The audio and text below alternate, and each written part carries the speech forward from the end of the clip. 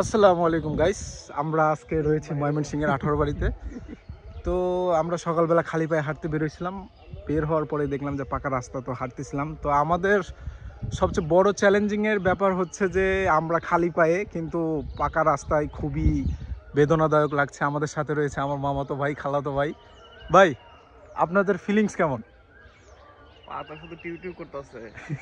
আর কিছু করে না? তারপরে রাব্বি, না বলো কিছু শোনা। কিছু বলবো না তুমি? তোমার জন্যই তো আমি এই ভিডিওটা শুরু করেছি, তুমি কিছু বলো। তুমি বলো। এই যে আমাদের আমাদের আমাদের বড় ভাই, শ্রদ্ধেয় প্রাণ প্রিয় বড় ভাই, তিনি পাত্রীর সন্তানে আমাদের এখানে আসছে। সবাই দোয়া করবেন যাতে আমরা। কিন্তু দুঃখজনক ঘটনা, এর মধ্যে একটা মহিলা ছাগলও দেখলাম না। কোন এলাকায় আসলাম একটাও নাই, এখন পর্যন্ত দেখি নাই। আমাদের আসলে ব্যাড লাক এখন পর্যন্ত। দেখা যাক কি হয়, সবাই দোয়া ভাবছিলাম যে করবেন। ওকে দিয়ে টিয়া যেগুলো বাগে যুগে মানে সাইড সুট দা পয়রা থাকে, ওগুলো আমি নিমু, ঠিক আছে? দাঁড়ে ধরে পাইকে থেকে গেছে গা।